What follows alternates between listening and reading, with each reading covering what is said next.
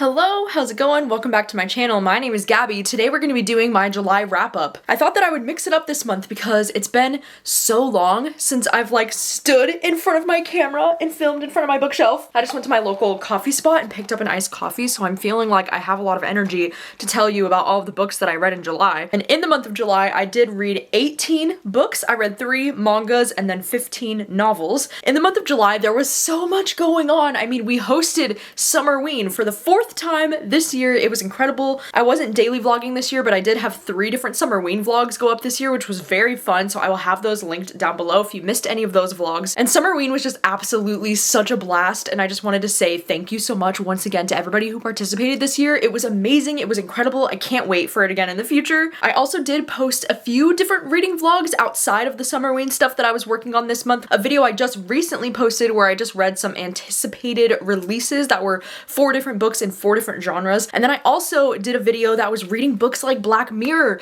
which was so much fun because I've been wanting to make a video like this for literally years. Along with that video, I also made a Patreon exclusive video where I tier ranked every episode of Black Mirror with all 6 seasons. It was very fun. And then I also had a Patreon exclusive video this month where me and my sister reacted to Speak Now, Taylor's Version. And the video is about like an hour and 20 minutes or like an hour and 30 minutes long of us just kind of like vibing to the album and reacting to the vault songs, and that was also a really fun time. So there was a lot going on in the month of July. I did end up having one DNF this month that I wanted to tell you about, and that was Another Dimension of Us, which I know this is kind of a bummer because this is one of the books that I picked out of my Patreon prompt jar, and I think the prompt said something like have Rachel pick something for you to read off of your shelves, and so Rachel picked this one, and this one is like a young adult queer sci-fi romance kind of book. I only got about 20% into this audiobook before I decided to DNF this because I just could not get invested in this story. I thought it was actually like really confusing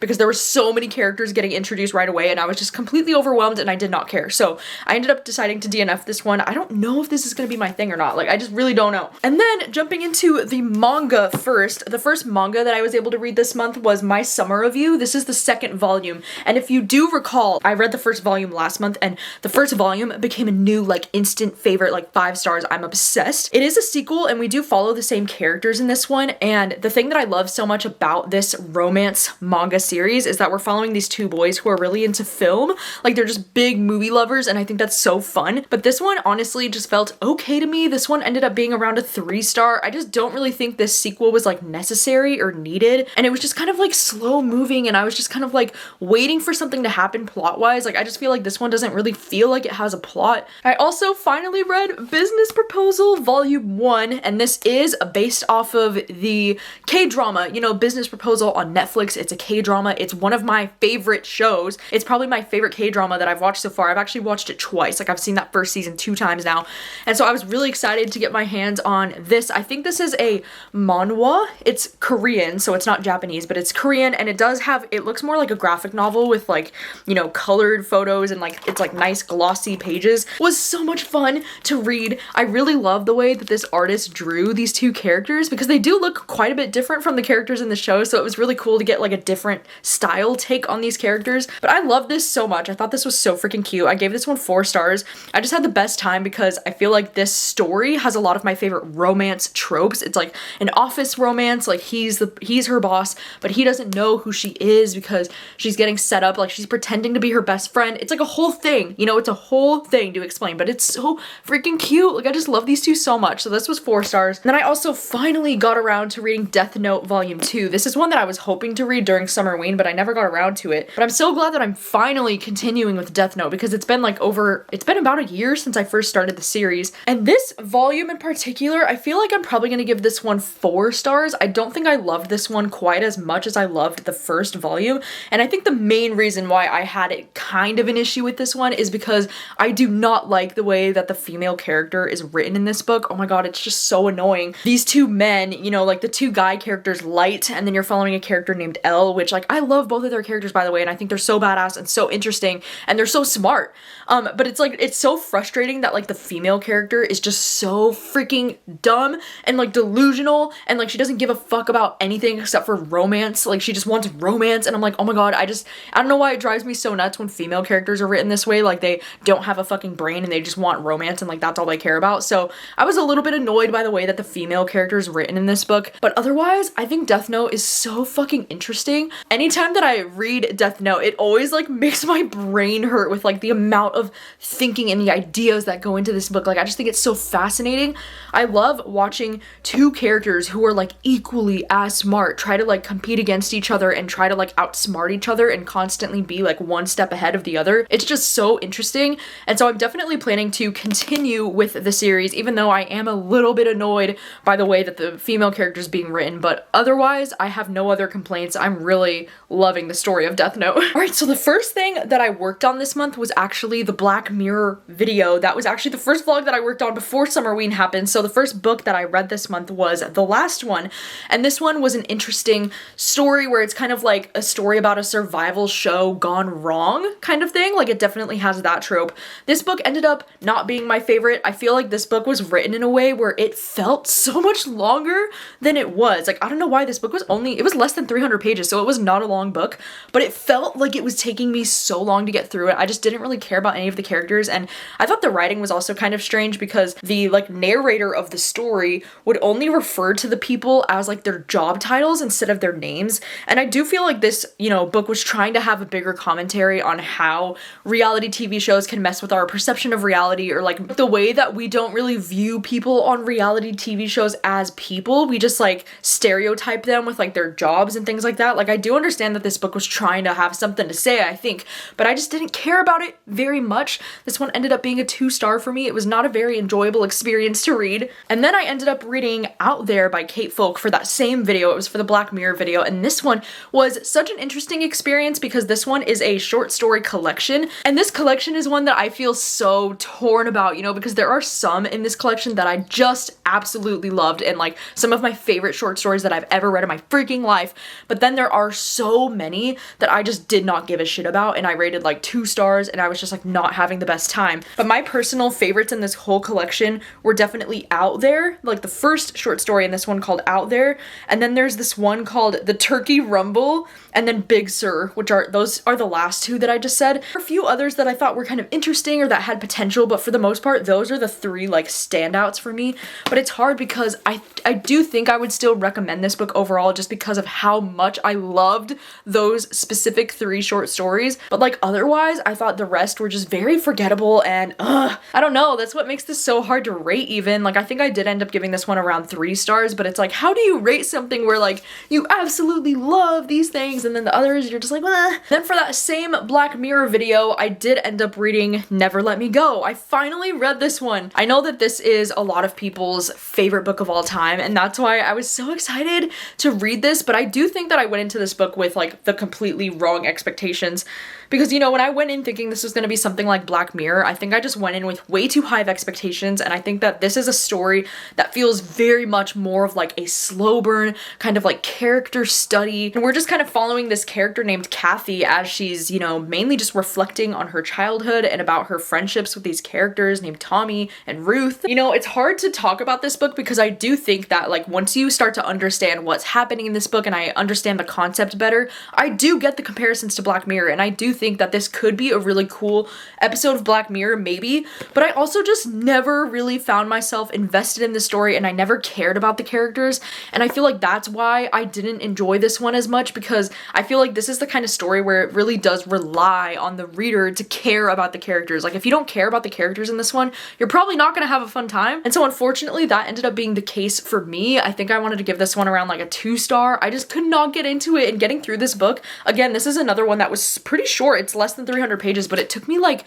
3 or more days to get through this, which is very rare for me. Like usually with a book this short, I would have no issue finishing it in like 1 day. And then the next book that I read this month was the first book that I read during Summerween, which was Dead 11, and this was a super fun, also kind of massive, this book is a little bit long, but it's a super fun kind of like horror book, and it's perfect for the summer. Oh my god, it has like the best summer island atmosphere in this one. And this one's interesting because we're following this mother who, her son has recently died, and on his floor he had written Clifford Island, and so she's going to this island to try to figure out what could have happened to her son, and then she goes missing when she's at the island, and so then it's about how her brother is going to be going to the island to try to figure out what happened to his sister and what's going on with their family in this island. And it's creepy because this island seems to be kind of like obsessed with the year 1994, or they kind of almost seem like they're like stuck in time in a way, because all of their like outfits and their clothes are like outdated, and they're all really obsessed with like watching O.J. Simpson's car chase on the screens every night, and like, you know, they just kind of have this weird obsession with the year 1994, which was really interesting to read about. I feel like this is one of those horror stories where I do really like the overall concept, and I think it's a really strong horror book,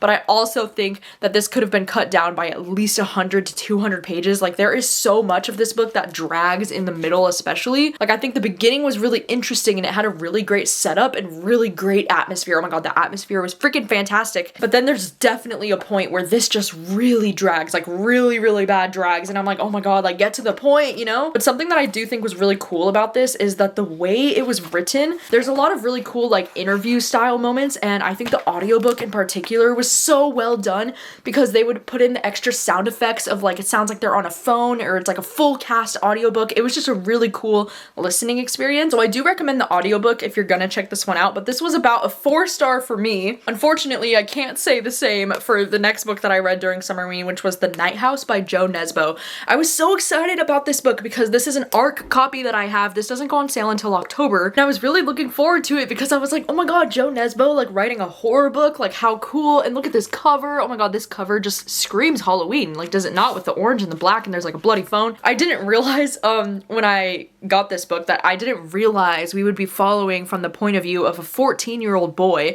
So like, that right off the bat was like not my favorite point of view to get. But the worst part about following from this kid's perspective is that he's a total fucking bully, like just like the absolute worst. And so at the beginning of this book, he's sitting in a phone booth with one of his classmates that he's like literally such a bully to, and he's picking on this kid and just being awful about his stutter, and like, it's the worst. And then this kid, Tommy or whatever, just gets sucked into the phone while they're in the phone booth. Then it's like very graphic and descriptive with like his bones just getting like there's like crunchy noises and as he gets like sucked into the phone, right? And I was like, oh shit. Then literally the entire like rest of the book is just like him trying to like prove to the police that he's like, no, I'm telling the truth, he got sucked into the phone, and like nobody believes him because he's been known to exaggerate and he's a bully, and then he just bullies other kids. Did not give a fuck. I didn't like any of the characters. I didn't care about the situation that was happening.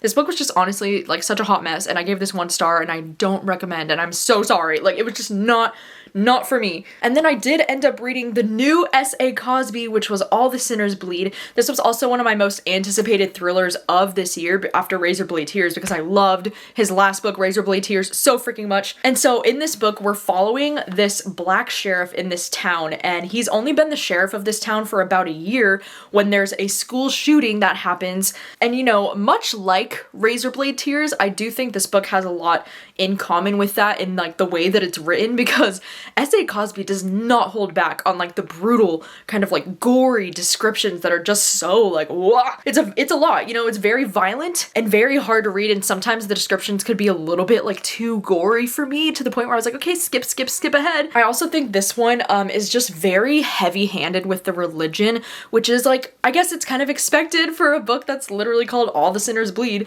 but for some reason I wasn't expecting the religion to play as big of a role in this story as it did. And I think if I had known that, I don't know if I would have been like as eager to pick this one up, because I just don't know if I love reading about like strong religious themes and like extremely religious people in my thrillers. It's just not a topic that I care to read about very much. I think this book definitely has a lot of those like small town politics, especially when it comes to, you know, the fact that he's a black police officer in a small town. There's a lot of like the small town politics and the cop politics in this book that I found pretty interesting to read about. And I also just think that S.A. Cosby is so talented at writing like a really great protagonist. Like, I just really loved reading from this character's perspective. I thought he was a really good character to follow. And I just think S.A. Cosby, he's so good at writing about these topics that might seem like a bit controversial or kind of like sensitive topics to be even writing about and talking about, but he does it in such a way where it just really is like an open-minded approach to most things, and I just really appreciate the way that S.A. Cosby writes. And even though books like this are not easy to read, like this was such a like this one hurt on my heart to read this book, but it was such a educational experience in a way. Like, I just feel like this is one of those books that will stick with you, and I ended up giving this one 4 stars. And then I ended up reading The Lake House. This was another book that I read during Summerween, and this one is kind of like a young adult thriller kind of horror book where we're following these girls who are going to be going to this camp that's like out in the middle of the woods, and then when they arrive at the camp, they realize that the campsite or whatever, the cabin, has been completely burned down to the ground, and that there's nobody else there, and that they're stranded in the woods, and there might in fact be a killer on the loose that's trying to come after them. And so this story, you know, with the premise like that, I was like, oh my god, interesting, but at the same time, oh my god, this book was just kind of so boring. I feel like most of the story, there's not that much suspense when it comes to like there's somebody after them. It's more like they're just trying to figure out how to survive in the woods, and then every now and then there's like the threat of danger, or like they feel like somebody's watching them. I don't know, I thought it was so boring because it ends up being more of a survival story, at least in my opinion. And I also just thought, you know, because it's this one girl that's the protagonist, and then it's these 2 other girls that she's becoming friends with, and just the way that they would talk to each other, they would just be like, well, we have to find like bonding time while we're out here all together. And it was just like, I don't know, I just didn't care about the friendships, I just didn't care about the characters. And then the ending reveals, I was just like, yeah, I don't know about that. So I ended up giving this one 2 stars. It was not really for me, despite having one of the most gorgeous book covers I've ever seen in my freaking life. I just can't get over the cover. I'm so shallow, but I love this cover so much, even though I didn't end up loving the book. Like, what a disappointment. And then I finally got around to reading The Only One Left by Riley Sager, and this ended up being my book troop pick for the month of July. I actually just did the live show with my mom and my sister, so I'll have the live show linked down below if you missed it. But yeah, this is the new Riley Sager. It was a really fun time for me. I think I'm settling on about 4 star. It wasn't like one of my new all-time favorites from Riley Sager, but for me it was definitely an improvement over his last 2 that I really didn't enjoy. And this one just has really great kind of like gothic house vibes. I like that she's like taking care of this elderly woman who can only communicate by typing on her little typewriter. I just thought it was really creepy and really good atmosphere. There was some twists at the end that I really liked, and then there were some twists that I absolutely could not stand, and I thought they were like the worst. But yeah, if you would like to hear more of my thoughts, you know, we have an hour-long live show where we discussed it, so link will be down below to hear more of my thoughts on this one. Alright, and then the next book that I read this month was At Home with the Horrors. I do have a copy of this book, but I'm currently letting my sister read it because I'm obsessed with this, and this was probably my favorite thing that I read during Summerween, and quite possibly my favorite thing that I've read this whole month. And this is a horror story. It's a collection of short stories. There's 14 different short stories in this collection, and I guarantee, okay, even if you're a horror reader but you don't usually like short stories, I still recommend you read this because this was my favorite short story collection that I've ever read in my freaking life, okay? Because every single short story was so good and so interesting. You know, it's wild because usually I feel so like mid about most of the short story collections that I read because usually I'm like, well, there's some that work and there's some that don't. But no, every single one in this worked for me. There was only one short story that I rated a 3.5 out of 5 stars, and the rest of them were 4 or 5 stars. Like, this never happens for me. And I think these were so creepy. They were so interesting. They were so well done. They were so thought-provoking. There were so many that reminded me of like some of my favorite episodes of Black Mirror. And there's definitely some that feel more on like the horror sci-fi side. And I just, it was so good. I think for sure my top favorites in this whole collection are Teresa, Blackbird, Peeping Tommy, Something Else Entirely, Email Bones, and Rebirth. Like, I think Rebirth might be my #1 favorite in this whole collection, but also something that's really cool is that the last story in this is kind of like a novella, because the last story is called Email Bones, and that one is like a little bit over 100 pages long, so there's a novella length story as the last short story in this, but otherwise the stories are pretty short. I want to say they're all between like 10 to 30 pages, so they're easy to get through, they hold your attention, and they're so interesting. And yeah, Peeping Tommy is so creepy. Like, that one is the one I think that's creeped me out the fucking most. Like, that one just gives me, if I think about it late at night, I'm like, no. Especially, I'm just saying, especially if you have any kind of fear that involves mannequins, Peeping Tommy, what the fuck? So that's all I'm gonna say about that, but oh my god, this collection is amazing. 10 out of 10, highly recommend. It's probably gonna be one of my favorite books of the year, so if that doesn't convince you enough to check this out, I don't know what will. Apparently,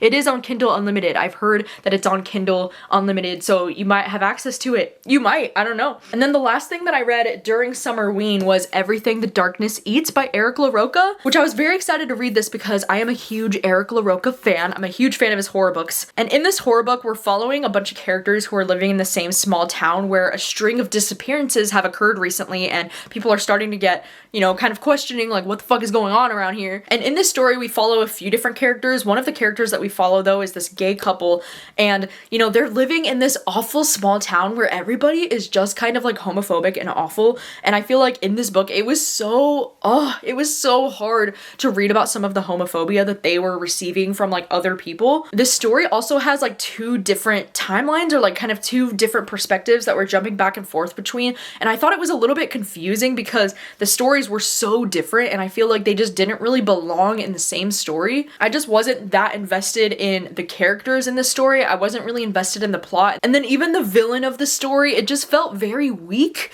in my opinion. Like I just didn't really care about it too much. I also would say that there are some pretty intense trigger warnings in this book for not just like homophobia, but also some really intense like sexual violence and just a lot of things that were just kind of making me like, ugh. So this one just wasn't for me, sadly. I think I'm gonna give this one like a 2 out of 5 stars, but at the same time, I'm still gonna be reading everything that Eric LaRocca publishes in the future because I do think his horror writing is just so freaking good and it's so unsettling and disturbing, but this particular plot and characters just didn't really work for me this time. All right, and then the next book that I read this month was The Inmate by Frida McFadden, and this is one that I read because one of my Patreon prompts from this month was to read a popular thriller that everyone loves that you haven't read yet, and so I was like, maybe I'll read something from this author because I've only really read one book, The Housemaid, last year, and it seems like a lot of people really love this author, and so I decided to check out The Inmate. And The Inmate is about this woman who she gets this job working at this prison, and then you find out that, you know, she only got this job working at this prison because her ex-boyfriend is in prison. He's like at the prison where she's working, and he's in prison because he tried to kill her. And I don't know, this one was just, I don't know how I feel about this one. I feel like Frida McFadden, if I can say anything great about her writing, it's that her writing is quick, it's fast-paced, her stories are short. Like this audiobook was only 8 hours long, so it only took me a day to get through this. And it was entertaining, it was a quick read, but at the same time, like I just don't know if I like love her thrillers. Like I don't know if she's the thriller author for me, because I just think this character, like this main protagonist in general, the way that she was written at times, I was like, girl, why are you being so naive? Or like, what the fuck is going on? I just thought the plot twist was very obvious, like from the beginning, like what was gonna be happening and where it was going. I don't know, I ended up giving this book 3 stars. I think it wasn't anything that I wasn't expecting it to be. Like if I'm being honest, like this was exactly what I was thinking I was signing up for. And this book was fine, you know, it was readable. It just wasn't my favorite. It just was not a top favorite. So it was like about a 3 star for me. Right, and then the next book that I read this month was Beyond the Story, which is the BTS recently published book. This is their 10-year record as a group. They just celebrated their 10-year anniversary in June, and so in the month of July they released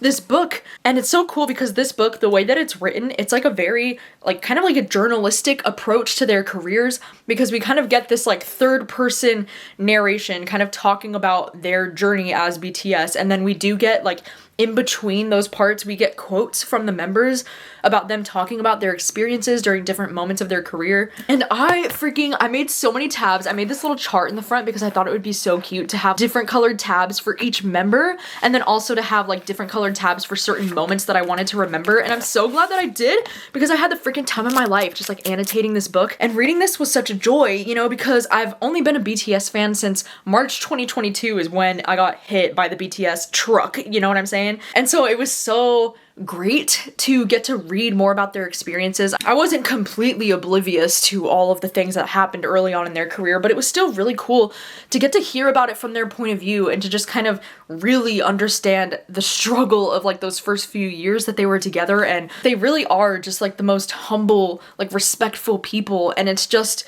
heartbreaking to know that they went through so much pain and they suffered through so much hate in their first few years in their career. And I mean, even still now, they still kind of do, but I feel like this was one of those like rare stories where you get to read a success story about like the underdogs who did the impossible or did something that they never imagined was possible, and it's just so beautiful, and I'm so proud of them. The way that this was written, there were definitely like a few times that made me like want to be emotional, because I was just like, oh my god, like they've gone through so much and they just love each other and they respect each other so much, and I just love them so much for that. I also think that if you're just starting to get into BTS, I think this would be such a great introduction into getting to know more about them and about their story. As a rap line girly, I was just very happy to know how much work, especially Rapline, puts into this group. Like, it's absolutely insane. And it was just a beautiful experience, and I'm so happy that I read it, and this was an easy 5 out of 5 for me. Are you kidding? Then the next book that I read was The Quiet Tenant, and this one is a mystery thriller where we're following the story of this serial killer man,